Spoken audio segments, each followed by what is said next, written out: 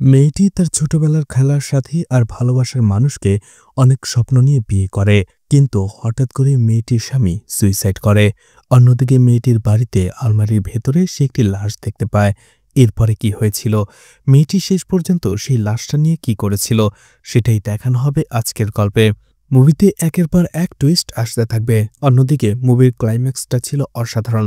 তো পুরো ভিডিওটা দেখার অনুরোধ রইল। আজ এক্সপ্লেন করতে যাচ্ছি ২০২৪ সালে তামিল ভাষায় মুক্তি পাওয়া মুভি ওয়াইফ অফ। তো hi guys, welcome to my channel ফিল্মের গল্প। এমন নতুন আর অসাধারণ সব মুভি আর ওয়েব সিরিজের এক্সপ্লেনেশন বাংলায় দেখতে চাইলে চ্যানেলটিকে সাবস্ক্রাইব করে রাখতে পারেন। মুভির শুরুতেই রাতের বেলা একটি মেয়ে যার নাম অবনী, তাকে রাস্তায় এসে দাঁড়িয়ে থাকতে দেখা যায়। আর সেখানে সে তার মোবাইলের টর্চটা অন অফ করছিল বারবার। আর এইভাবে কিছুক্ষণ করার পরপরই গাড়ি দিয়ে একটা লোক আসে অবনীর কাছে এবং তাকে জিজ্ঞেস করে রেট কত, অর্থাৎ অবনী একজন প্রস্টিটিউট। সেখানে অবনী বলতে থাকে ৫০,০০০। লোকটা ভাবে এক রাতের জন্য ৫০,০০০। তখন অবনী বলে এক রাত নয়, ১ ঘন্টার জন্য ৫০,০০০। এই কথা শোনার পরে বাইকে থাকা লোকটা অবাক হয়ে যায় আর বলে ৫০,০০০ দিয়ে তোমার মতো অনেকগুলো মেয়ে পাওয়া যাবে। এটা বলে লোকটা সেখান থেকে চলে যায়। কিছুক্ষণ পরে গাড়ি দিয়ে আরও একটা লোক আসে, অবনীকে তার রেট জিজ্ঞেস করে। অবনী বলে আবারও একই কথা, যে ১ ঘন্টার জন্য ৫০,০০০। লোকটা বলে মজা করছো তাই না, আমি জানি এত প্রাইস হয় না। কিন্তু তখনই অবনী লোকটাকে একটু বাজে কথা বলে দেয়।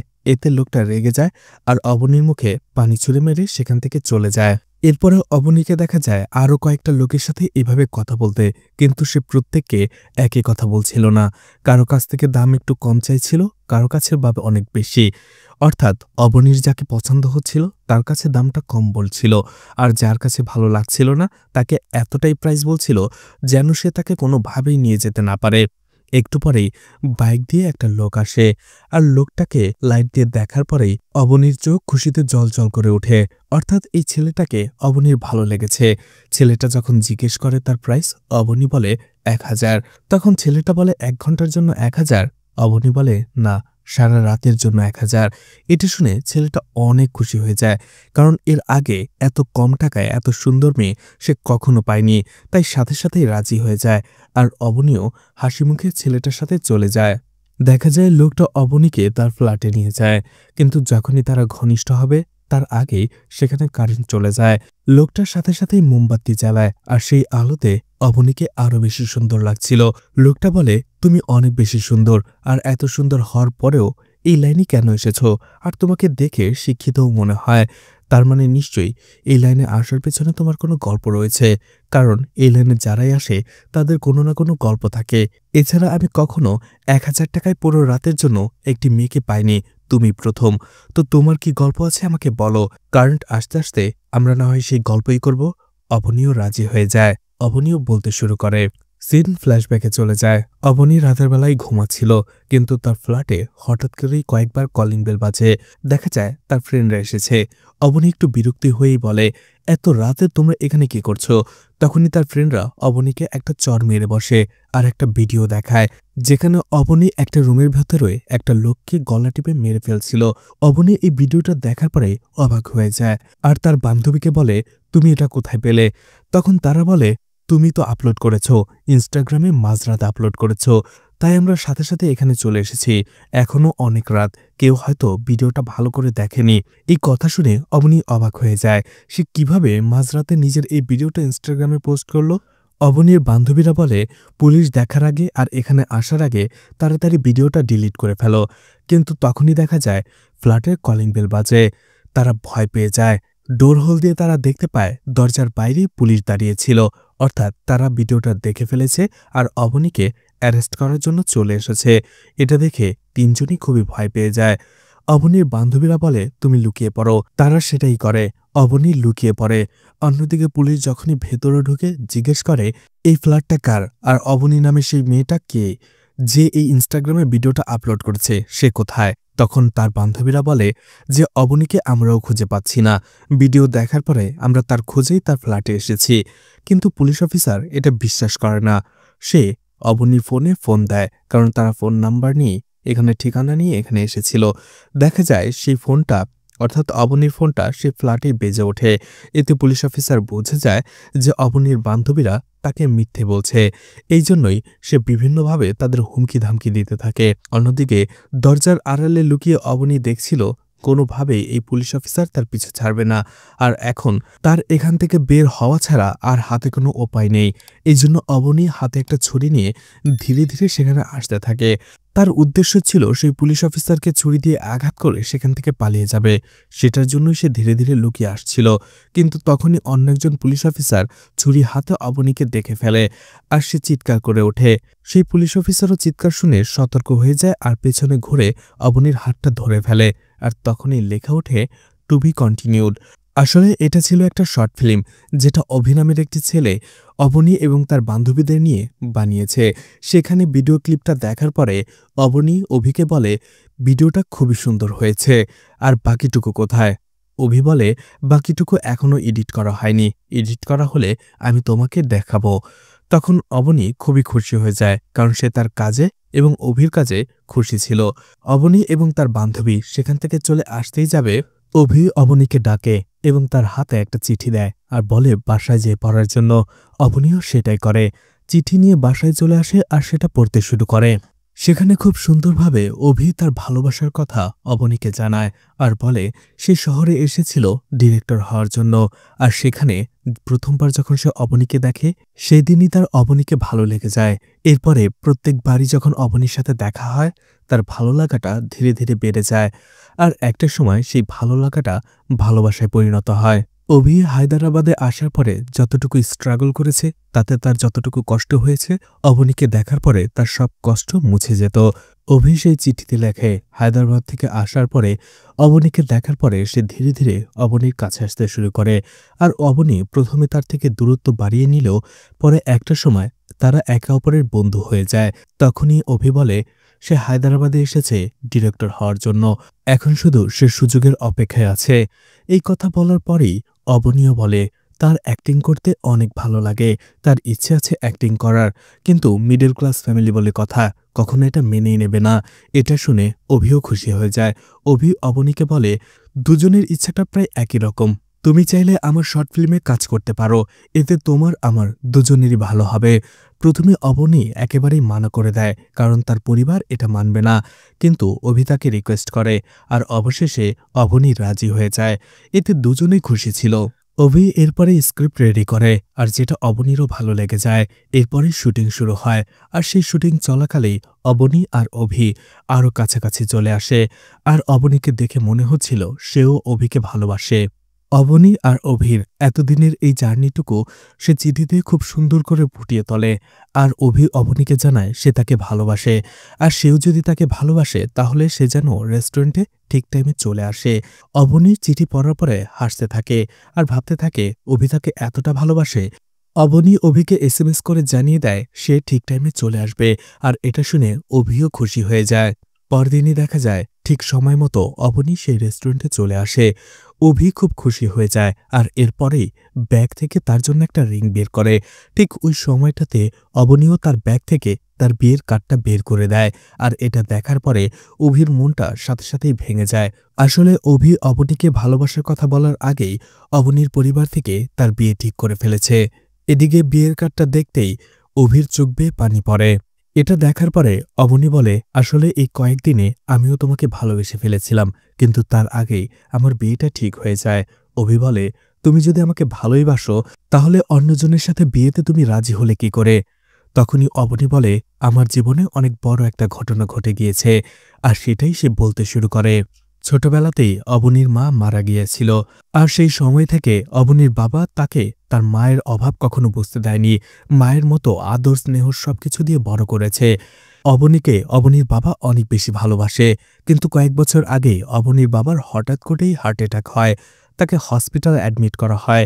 ডক্টর ট্রিটমেন্ট এবং রিপোর্ট দেখার পরে তাকে বলে যে অনেক মেজর একটা অপারেশন করতে হবে, যার জন্য 2.5 লাখ টাকা লাগবে। ডক্টর অবনীকে বলে দেয় তাড়াতাড়ি টাকার ব্যবস্থা করতে, নয়তোবা অপারেশন লেট হলে তার বাবার যে কোনো কিছু হতে পারে। এটা শুনে অনেক ভয় পেয়ে যায় অবনী। তাড়াতাড়ি করে বাসায় চলে আসে আর তার যত গহনাগাটি ছিল সবকিছু বিক্রি করে দেয়। কিন্তু সব বিক্রি করার পরেও সে মাত্র 2 লাখ টাকা পায়। এখনও 50,000 টাকা বাকি ছিল। সেটা যখন সেই হসপিটালে সে জমা দিতে যায় তখন কাউন্টার থেকে বলা হয় যে 2.5 লাখ টাকা লাগবে। এখনও 50,000 টাকা বাকি। যত দ্রুত টাকা জমা দেবেন তত দ্রুত অপারেশন শুরু হবে। টাকা বাকি রেখে তারা কখনোই অপারেশন শুরু করতে পারবে না। অবনীও অনেক বিপদে পড়ে যায়। এখন তার টাকা জোগাড় করার মতো কোনো উপায় ছিল না। সে তার সব আত্মীয়-স্বজন সবাইকে কল করে এবং অবনীর পুরো সিচুয়েশন তাদের বুঝিয়ে বলে। কিন্তু কেউ তাকে টাকা দিতে রাজি হয় না। সবাই তার থেকে মুখ ঘুরিয়ে নেয় আর বলে তাদের কাছে টাকা নেই। এরকম সিচুয়েশনে অবনী একেবারেই ভেঙে পড়ে, কারণ পুরো শহরে সে একা। তার পাশে দাঁড়ানোর মতো আর কেউ নেই। কি করবে বুঝতে পারে না। তার বাবাকে সে কি করে বাঁচাবে? রাতের বেলায় সব পথ বন্ধ হয়ে যাওয়ার পরে সে রাস্তায় বসে কাঁদতে থাকে আর ভাবতে থাকে এখন সে কি করবে, কোথা থেকে 50,000 টাকা পাবে। ঠিক তখনই সে দেখতে পায় রাস্তায় কয়েকজন মহিলা দাঁড়িয়ে মোবাইলের লাইট অফ অন করছে। আর কিছুক্ষণ পরপর কয়েকজন লোক সেখানে আসার পরে তাদেরকে রেট জিজ্ঞেস করছে, অর্থাৎ সেই মহিলাগুলো ছিল প্রতিতা। তখনই অবনী তার জীবনের অনেক বড় একটা সিদ্ধান্ত নেয়।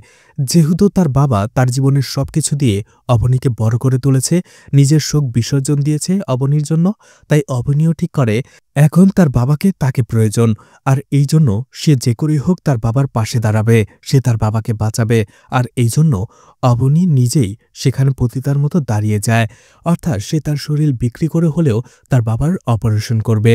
কিছুক্ষণ পরেই যখন একটা লোক সেখানে চলে আসে আর অবনীকে তার রেট জিজ্ঞেস করে, অবনী বলে 50,000 টাকা। টাকার পরিমাণ শুনে লোকটা অবাক হয়ে যায় আর বলে 50,000 টাকায় তোমার মতো 15টা মেয়ে পাওয়া যাবে। তখন অবনী কাঁদতে কাঁদতে বলে তার 50,000 টাকা অনেক বেশি প্রয়োজন, যে করেই হোক তার 50,000 টাকা লাগবেই। অবনী বলে দরকার পড়লে আমি আপনার সাথে 15 দিন আসা যাওয়া করব, আপনার সাথে থাকব, কিন্তু তারপরও আমাকে টাকাটা দিন। কথাটা শুনে লোকটা অবাক হয়ে যায় আর অবশেষে ভেবেচিন্তে লোকটা রাজি হয়ে যায়। অবনী তার বাইকের পিছনে উঠতেই যাবে, ঠিক ওই সময়টাতে অবনীর মামা তাকে কল করে আর বলে আমি তোমার বাবার কথা মাত্রই শুনেছি, তুমি টেনশন করো না, আমি এখনই টাকা নিয়ে হসপিটালে আসছি। এই কথা শোনার সাথে সাথে অবনী তার পায়ের নিচের মাটি খুঁজে পায় আর সে সেখানে বসেই কাঁদতে থাকে। লোকটাকে বলে সে যাবে না, তার টাকার ব্যবস্থা হয়ে গেছে। লোকটাও সেখান থেকে চলে যায়।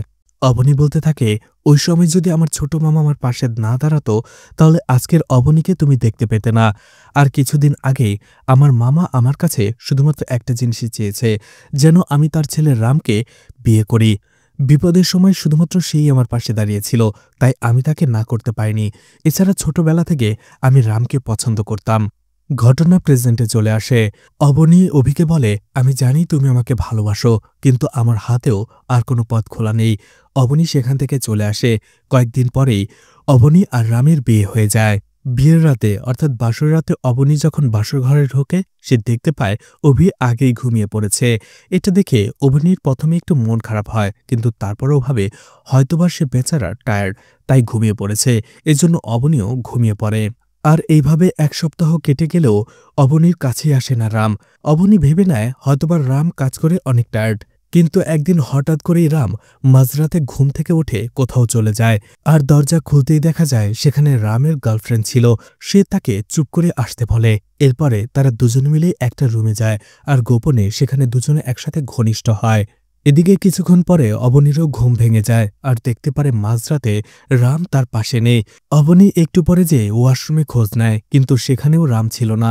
এরপরে যখন সে রামকে খুঁজতে থাকে হঠাৎ করে একটা রুমের ভেতরে সে আওয়াজ শুনতে পায় আর সেই আওয়াজ শুনেই সে বুঝে যায় যে ভেতরে রাম কারোর সাথে ঘনিষ্ঠ হয়েছে।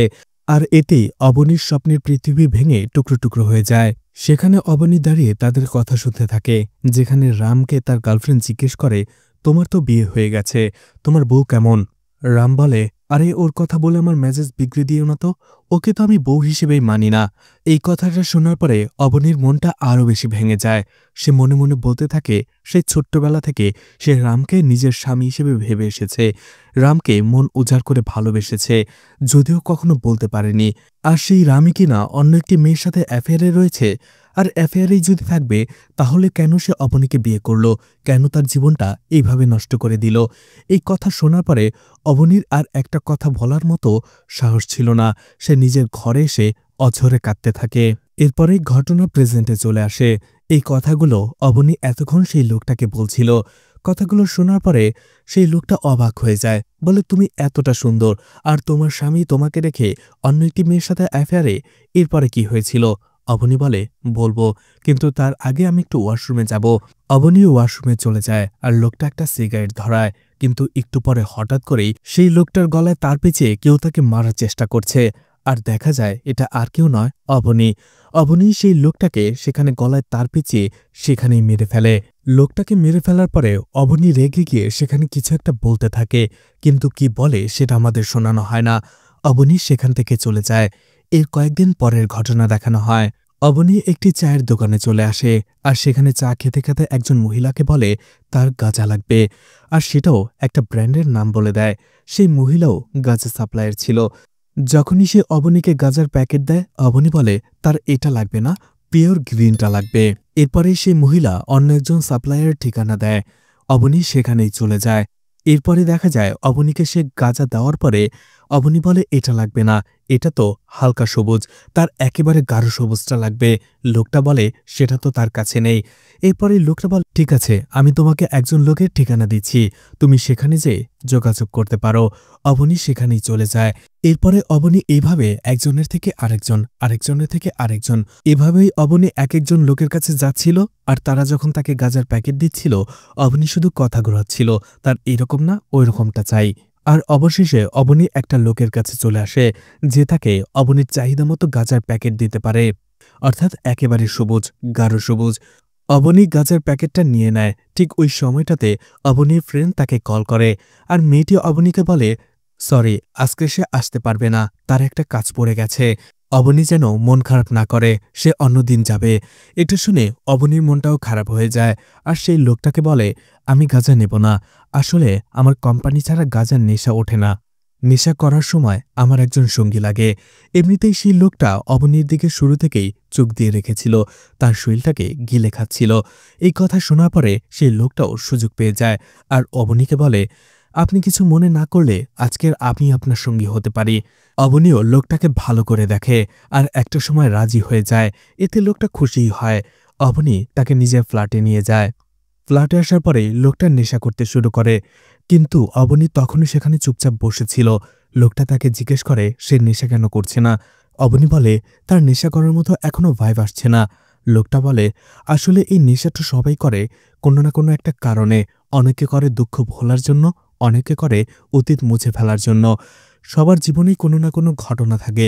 তোমার জীবনের ঘটনা আমাকে খুলে বলো, তুমি কি বিবাহিত, তোমার স্বামী কি করে, তুমি কি করো। এরপরেই অবনী আবারও তার জীবনের গল্প বলতে শুরু করে।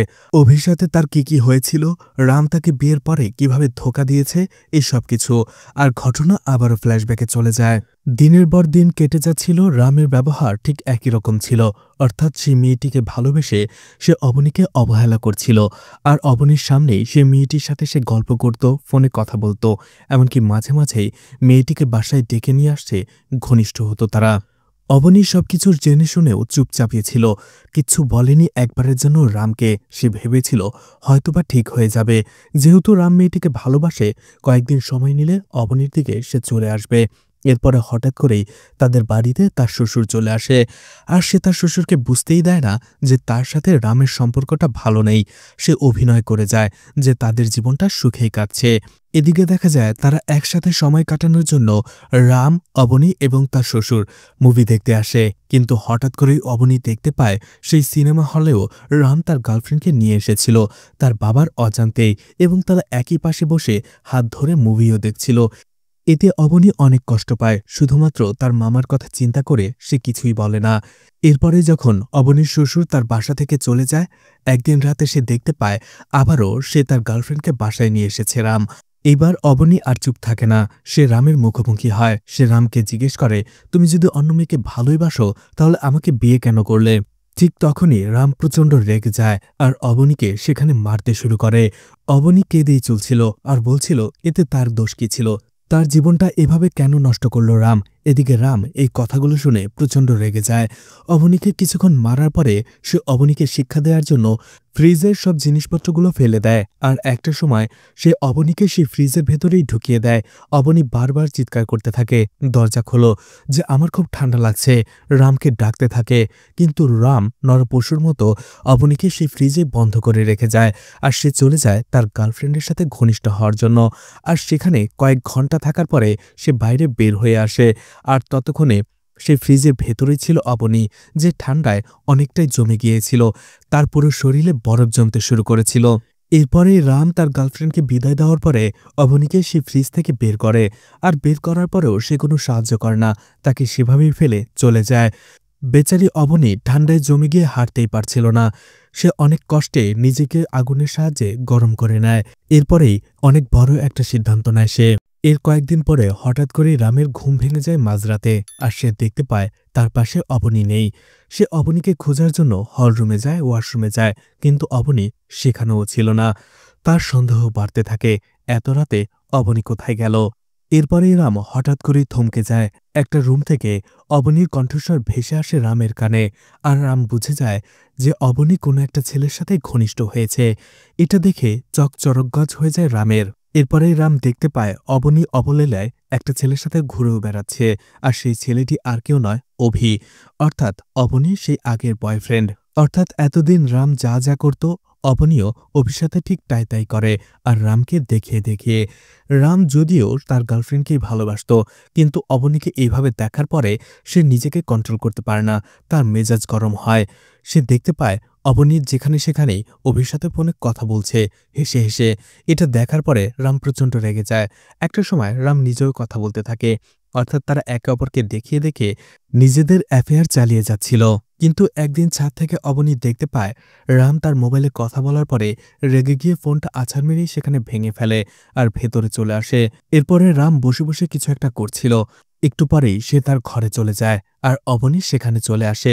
সে দেখতে পায় রাম পাতায় কেটে কারো একজনের ছবি এঁকেছে, কোনো একটা মেয়ের।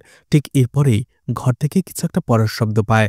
অবনী ভেতরে চলে যায় আর দেখতে পায় রাম সুইসাইড করার চেষ্টা করেছিল। সে তার হাত কেটে ফেলেছিল, সেখানে অনেক রক্ত পড়ছে। এতে অবনী খুব অবাক হয়ে যায়। সে কাছে আসতেই দেখতে পারে সেখানে একটি বিয়ের কার্ড পড়েছিল, আর যেটা ছিল রামের প্রেমিকার। অর্থাৎ রামের প্রেমিকা তাকে ধোঁকা দিয়ে অন্যজনকে বিয়ে করে ফেলছে। আর এতেই কষ্ট সইতে না পেরে রাম সুইসাইড করেছে। তাড়াতাড়ি অবনী তাকে হসপিটালে নিয়ে বাঁচিয়ে নেয়। কিন্তু বাসায় আসার পরেও রাম তার প্রেমিকাকে ভুলতে পারছিল না। অবনী তার কাছে আসে। অবনী রামকে বলতে থাকে, ছোটবেলা থেকে আমি তোমাকে নিজের স্বামী মনে করতাম। সেই ছোট্টবেলা থেকে আমি তোমাকে ভালোবেসে এসেছি। যখন তুমি অসুস্থ হতে আমি মন্দিরে যেয়ে পুজো দিতাম। যখন তোমার এক্সাম চলতো, তোমার এক্সাম ভালো হওয়ার জন্য আমি মন্দিরে যেয়ে পুজো দিতাম। এরপরে 10th ক্লাসে আমি যখন তোমাকে প্রপোজ করতে যাই, তখন দেখতে পাই তুমি আমার পরিবর্তে প্রীতিকে প্রপোজ করছো। তুমি প্রীতিকে ভালোবাসো। আর এই প্রীতি ছিল রামের এখনকার গার্লফ্রেন্ড, যার সাথে রামের সেই ছোটবেলা থেকেই সম্পর্ক ছিল। অবনী বলে, সেদিন এটা দেখার পরে আমি একেবারেই ভেঙে পড়েছিলাম, অনেক কেঁদেছিলাম, কারণ আমি তোমাকে অনেক ভালোবাসতাম। অবনী বলে, সেই দিনের পর থেকে আমি তোমার সাথে আর কোনো যোগাযোগ করিনি। এরপরে 6 মাসের আগের ঘটনা, যখন আমার সাথে অভির দেখা হয়। আমরা দুজন একসাথে ধীরে ধীরে একে অপরকে ভালোবেসে ফেলি, কাছে চলে আসি। আর যখনই আমাকে প্রপোজ করে তার ঠিক কিছুদিন আগেই ছোট মামা তোমার সাথে আমার বিয়ের কথা বলে। প্রথমে কথাটা শুনে আমার একটু খারাপ লাগলেও পরে ভালোই লেগেছে, কারণ ছোটবেলা থেকে তো আমি তোমাকেই ভালোবাসতাম। ভেবেছিলাম অবশেষে আমার মনের আশাটা পূরণ হবে।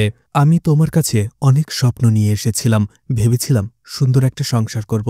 কিন্তু পরে যখন জানতে পারি তোমার সাথে প্রীতির সম্পর্কটা এখনও আছে, তুমি প্রীতিকেই চাও, আমাকে শুধুমাত্র তোমার বাবার কথায় বিয়ে করেছ, আমার আকাশটা ভেঙে গিয়েছিল, পুরো দুনিয়া উল্টোপাল্টে গিয়েছিল। কিন্তু তারপরেও আমি চুপ করেছিলাম, কারণ প্রীতিকে নিয়ে তুমি তো সুখে আছো। কিন্তু এখন প্রীতি নেই, সে তোমাকে ধোঁকা দিয়েছে, অন্য জায়গায় বিয়ে করছে। যেতে দাও, আমি তোমার জন্য আছি। আমি প্রীতির চাইতো তোমাকে বেশি ভালোবাসবো। সব কথা শোনার পরে অবনীর জন্য মায়া হতে থাকে রামের, এবং অবনীর ফিলিংসটা বুঝতে পেরে সে তাকে কাছে টেনে নেয় এবং তারা সিদ্ধান্ত নেয় দুজনে আবার নতুন করে তাদের জীবনটা শুরু করবে। পরদিন থেকেই তারা নতুন করে তাদের জীবন শুরু করে। পরদিন সকালেই যখন অবনী কোনো কিছু কেনার জন্য দোকানে যায়, আর দোকান থেকে ফিরে আসার পরেই সে আটকে ওঠে, কারণ সারা ফ্লোরে রক্ত ছিটিয়েছিল। আর সেখানে তার হাজব্যান্ড রামের লাশ পড়েছিল, কারণ রাম বিষ খেয়ে সুইসাইড করেছিল। যদিও গতকালকে সে প্রীতিকে ভুলে অবনীকে নিয়ে বাঁচার স্বপ্ন দেখেছিল, কিন্তু তার মনের ভেতরে প্রীতি থেকেই গিয়েছিল, আর তাই সে সুইসাইড করে প্রীতির জন্য। এটা দেখার পরে অবনীর মনটা আবারও ভেঙে খান খান হয়ে যায়। রামের শেষক্রিয়া শেষ হয়, রামের বাবা এসে সবকিছু জানতে পারে। অবনীকে রামের বাবা বলে, আমি দুঃখিত, আমি আসলে জানতাম না যে রাম অন্য মেয়ের সাথে সম্পর্কে জড়িয়ে আছে, আর আমি না জেনেই তোমার জীবনটা শেষ করে ফেলেছি। আমি জানতাম না যে রাম এখনও সেই মেয়েটাকে ভালোবেসে তোমাকে দিনের পর দিন কষ্ট দিয়ে যাচ্ছে, অবহেলা করে যাচ্ছে। আমি তোমার জীবনটা শেষ করে দিয়েছি, আমাকে ক্ষমা করে দিও। অবনী কিছুই বলে না, শুধু কাঁদতে থাকে। এরপরে যখন অবনী ফ্রেশ হওয়ার জন্য আলমারি থেকে তার কাপড়চোপড় বের করতে যাবে, সে চমকে যায়, কারণ সেই আলমারির ভেতরে প্রীতির লাশ ছিল। তখনই অবনী বুঝে যায় যে শুধুমাত্র রাম একাই সুইসাইড করেনি, প্রীতি তার সাথে বেইমানি করেছিল, আর তার সাজা হিসেবে প্রীতিকে খুন করে তারপর সে সুইসাইড করেছে। লাশটা দেখার পরে অবনী অনেক ভয় পেয়ে যায়, কি করবে বুঝতে পারে না। তাড়াতাড়ি আলমারিটা বন্ধ করে দেয়, কারণ তখনও তার বাবা এবং তার মামা অর্থাৎ শ্বশুর সে বাড়িতেই ছিল। ঘটনা বর্তমানে চলে আসে। অবনীর মুখ থেকে সবকিছু শোনার পরে সেই লোকটা অবাক হয়ে যায় আর ভয় পেতে থাকে। তখনই লোকটা বুঝতে পেরে যায় যে তার খাবারের মধ্যে বিষ ছিল, আর সেখানেই সে বিষ খেয়ে মারা যায়। আসলে অবনী সেখানে আসার আগেই তাকে কিছু খাইয়ে নিয়ে এসেছিল, সেটার মধ্যেই বিষ ছিল। আর অবনী সেই লোকটাকেও সেখানে মেরে ফেলার পরে হাসতে থাকে পাগলের মতো। এরপরেই আমাদের আবারও অতীতের ঘটনা দেখানো হয় যে অবনী প্রীতির লাশটা নিয়ে শেষ পর্যন্ত কি করেছিল। দেখা যায় অবনী কোনো কিছু ভেবে না পেয়ে অভিকে ডাকে এবং তাকে সবকিছু খুলে বলে, আর প্রীতির লাশটা দেখায়। অভি প্রীতির লাশ দেখে চমকে যায় আর বুঝতে পারে না সে কি করবে। অবনী বলে, যে করেই হোক লাশটাকে সরাতে হবে। অভি কিছুক্ষণ ভাবার পরে বলে, বড় ব্যাগ আছে কিনা সেটা নিয়ে আসো। অবনী বলে, ট্রাঙ্ক আছে। এরপরে অবনী সেই ট্রাঙ্কটা নিয়ে আসে, আর প্রীতির লাশটা ট্রাঙ্কে ভরার পরে তারা গাড়ি নিয়ে সেই লাশটা নিয়ে দূরে একটা নিরিবিলি জায়গায় চলে আসে, যেখানে প্রীতির লাশটা তারা মাটি চাপা দিতে পারবে। অভি সেখানে মাটি চাপা দেওয়ার জন্য একটা গর্ত খুঁড়ে, কিন্তু যখনই সে প্রীতির লাশটা নিয়ে আসতে যাবে, সে দেখতে পারে ট্রাঙ্ক খালি, সেখানে প্রীতির লাশ ছিল না। অভি এটা দেখে ভয় পেয়ে যায়, আর পেছনে ফিরে তাকাতেই অবনী তার মাথায় আঘাত করে। অভি সেখানেই অজ্ঞান হয়ে যায়, আর তখনই দেখা যায় প্রীতি মারা যায়নি, প্রীতিও সেখানে অবনীর সাথে দাঁড়িয়েছিল। এরপরে অভিকে তারা একটি বাড়িতে নিয়ে আসার পরে হাত পা বেঁধে ফেলে। যখনই অভির জ্ঞান ফেরে, অবনী তাকে বলে, কি অবাক হচ্ছ তো, ভাবছ আমি সত্যিটা জানলাম কি করে? তখনই সে বলতে শুরু করে, আসলে যখন প্রীতির লাশটা আলমারিতে দেখেছিল তখন অবনী ভয় পেয়েছিল আর ভাবছিল এই লাশটা নিয়ে সে কি করবে। ঠিক তখনই হঠাৎ করে সেই আলমারির ভেতর থেকে কেউ নক করতে থাকে। অবনী অনেক ভয় পেয়ে যায়, কিন্তু তারপরেও ধীরে ধীরে যে সে দরজাটা খুলে দেখতে পায় প্রীতি মারা যায়নি, শুধুমাত্র অজ্ঞান হয়ে গিয়েছিল। প্রীতি একটু স্বাভাবিক হয়ে অবনীকে কিছু সত্যি কথা বলে। যখনই অবনী অভিকে বলেছিল সে রামকে ভালোবাসে এবং তাকেই বিয়ে করবে, তার পরিবার থেকে তার বিয়ে ঠিক করে ফেলেছে, অবনী সেখান থেকে চলে যাবার পরে এই বিষয়টা মেনে নিতে পারেনি অভি। আসলে অভি বাইরে থেকে যেমনটা দেখায় সে ভেতরে তেমনটা নয়, সে কোনোভাবেই অবনীকে হারাতে চায়নি। এরপরে দেখা যায় অভি তার দুইজন বন্ধুকে নিয়ে রাতের বেলা রামের বাড়িতে আসে এবং তাকে মারধর করতে শুরু করে। রাম বলে, কি হয়েছে, এমনটা কেন করছেন, আমাকে মারছেন কেন? তখনই অভি তাকে বলে, আমার গার্লফ্রেন্ড অবনীর সাথে তোমার বিয়ে, তোমার বাবা তার বাবাকে বাঁচানোর জন্য টাকা দিয়েছিল, আর এখন তোমার বাবা ইচ্ছে করেই তোমাকে তার সাথে বিয়ে দিচ্ছে জোর করে। যদিও অবনী আমাকে ভালোবাসে, শুধুমাত্র তোমার বাবার মুখের দিকে তাকিয়ে অবনী আমাকে ছেড়ে তোমাকে বিয়ে করতে রাজি হয়েছে, কিন্তু আমি অবনীকে কাউকে হতে দেব না। তুমি যদি একবারও অবনীর দিকে তাকাও বা অবনীর গায়ে হাত দাও, তাহলে তোমাকে আমি খুন করে ফেলব, তাই সাবধানে থাকবে, আর আমি তোমাকে যা বলবো তোমাকে তাই করতে হবে। বিয়ের পরপরই অবনীর সাথে তুমি এমন ব্যবহার করবে যাতে করে অবনী বোঝে তুমি তাকে ভালোবাসো না, তুমি অন্য মেয়ের সাথে অ্যাফেয়ার আছো, আর কিছুদিন পরে যেন অবনীই তোমাকে ডিভোর্স দিয়ে দেয়। আর এটা যদি না করো তাহলে আমি তোমার সাথে সাথে অবনীকেও মেরে ফেলব। রাম খুব ভয় পেয়ে যায়, তার হাতে আর কিছুই করার ছিল না, যার জন্য সে রাজি হয়ে যায়। পরদিনই রাম তার ফ্রেন্ড প্রীতিকে তার কাছে ডাকে এবং পুরো ঘটনা খুলে বলে। প্রীতি সবকিছু শোনার পরে রামকে সাহায্য করার জন্য রাজি হয়ে যায়, কারণ তার কাছেও আর কোনো পথ খোলা ছিল না। আর এরপরেই বিয়ের পরে অবনীকে দেখিয়ে দেখিয়ে রাম আর প্রীতি অ্যাফেয়ারের অভিনয় করে যে তাদের মধ্যে সম্পর্ক রয়েছে, আর রাম অবনীকে ভালোবাসে না, প্রীতিকে ভালোবাসে। আসলে রামও অবনীকে অনেক ভালোবাসে। এদিকে যখনই অভি দেখতে পায় এই সবকিছু সহ্য করার পরেও সবকিছু মুখ বুজে সহ্য করে নিচ্ছে অবনী, তখন সে নতুন প্ল্যান করে। অভিকে ডেকে বলে যে অবনীকে মারধর করার জন্য, আর এই জন্যই রাম অবনীকে মারধর করে। আর একটা সময় অভির কথা মতোই রাম অবনীকে ফ্রিজে ঢুকিয়ে দেয়। ফ্রিজে ঢুকিয়ে দেওয়ার পরেও রাম অঝরেই কেঁদে চলছিল অবনীকে ফ্রিজ থেকে বের করার জন্য, কিন্তু তার সামনেই বসেছিল অভি। কোনোভাবেই সে অবনীকে ফ্রিজ থেকে বের করতে দিচ্ছিল না। এছাড়া প্রীতি অবনীকে আরও একটা সত্যি বলে, সেটা হচ্ছে 10th ক্লাসে যখন রাম প্রীতিকে প্রপোজ করেছিল, আসলে সেটা রাম প্রীতিকে প্রপোজ করেনি, বরং সে তখন থেকেই অবনীকে ভালোবাসত। আর অবনীকে কিভাবে প্রপোজ করা যায় সেজন্য একটি চিঠি লিখিয়েছিল, আর সেটা সে অবনীর সামনে কিভাবে পড়বে সেটারই রিহার্সাল দিচ্ছিল প্রীতির সামনে। আর এটাই দেখে ফেলে অবনী, যেটা দেখার পরে সে রাম আর প্রীতিকে ভুল বোঝে। এরপরে যখন প্রীতি রামকে বলে তাড়াতাড়ি অবনীকে কল দাও এবং তাকে প্রপোজটা করে ফেলো, তখনই রাম সাথে সাথে তাকে কল করে। কিন্তু অবনী তখন বাসায় চলে এসেছিল আর অঝরে কাঁদছিল, সে রামের ফোনটাও ধরেনি। অর্থাৎ সেই সময় থেকেই অবনী রামকে ভুল বুঝেছিল। এদিকে অভি দিন দিন রামকে টর্চার করেই যাচ্ছিল, যাতে সে অবনীকে আরও বেশি টর্চার করে। কিন্তু রাম অবনীকে এভাবে টর্চার করতে পারছিল না দিনের পর দিন।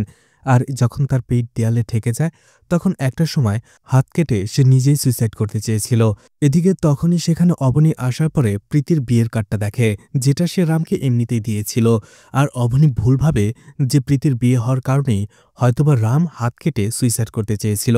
আর এরপরে অবনী যখন হসপিটাল থেকে ফেরার পরে রামকে সবকিছু খুলে বলে যে ছোটবেলা থেকে সে তাকে ভালোবাসে আর তাকে পাওয়ার জন্য সে সবকিছু করতে পারে, তখন রাম সিদ্ধান্ত নেয় সে এখন থেকে আর অভির কথা শুনবে না, সেও অবনীকে ভালোবাসবে। আর সেই দিন থেকে সে তার মত পাল্টে ফেলেছিল। এদিকে এটা যখন অভি জানতে পেরে যায়, তখনই সে ওত পেতে থাকে। আর যখনই অবনী দোকানে চলে যায়, বাড়িতে একা রামকে পেয়ে তারা ঘিরে ধরে আর রামকে বলে ডিভোর্স পেপারে সাইন করার জন্য। রাম যখন বলে সে আর তাদের কোনো কথা শুনবে না, তখনই অভি অনেক রেগে যায় এবং তাদের বন্ধুবান্ধবের সাহায্যে রামকে সেখানেই বিষ খাইয়ে দেয় জোর করে। আর অসহায় রাম সেখানেই মারা যায়। ঠিক ওই সময়টাতে প্রীতি সেখানে চলে আসে। আর প্রীতি তাদের এই সব কিছু দেখে ফেলার জন্য অভি এবং তার বন্ধুরা প্রীতির মাথায় আঘাত করে।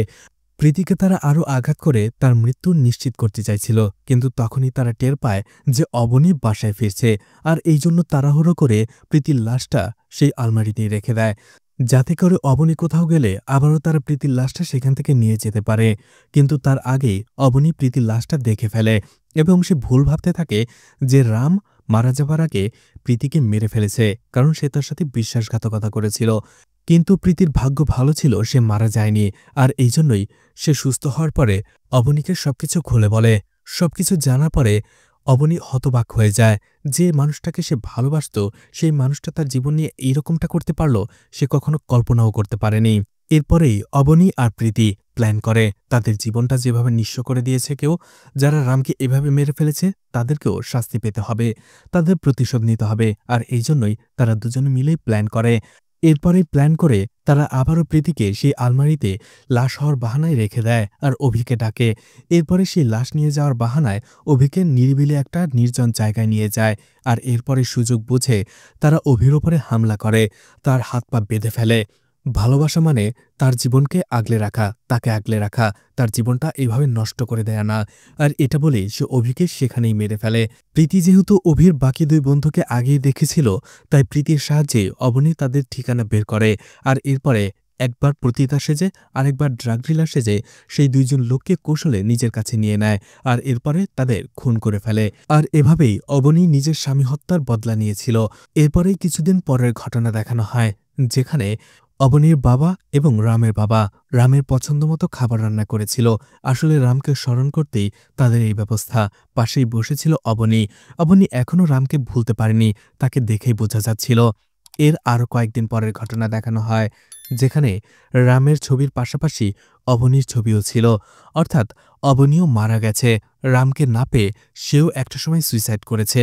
আর এখানেই মুভিটা শেষ হয়ে যায়। তো মুভিটা আপনাদের কেমন লেগেছে কমেন্ট করে জানাতে পারেন। ভিডিওটি ভালো লাগলে লাইক কমেন্ট শেয়ার করে পাশে থাকতে পারেন। এছাড়া ভিডিওটি ভালো লাগলে চ্যানেলটিকে সাবস্ক্রাইব করে রাখতে পারেন। আর নতুন ভিডিওর নোটিফিকেশন পেতে চাইলে বেল বাটনটি অন করে রাখতে পারেন। এছাড়া আমার ফেসবুক পেজ এবং ইনস্টাগ্রাম আইডিটি ফলো দিয়ে রাখতে পারেন। যে কোনো প্রয়োজনে সেখান থেকে আমার সাথে কন্ট্যাক্ট করতে পারেন। ভিডিওটি এতক্ষণ ধৈর্য ধরে দেখার জন্য ধন্যবাদ। পুরো ভিডিওতে কোথাও কোনো ভুল হলে ক্ষমাস্বরূপ দৃষ্টিতে দেখবেন আশা করি।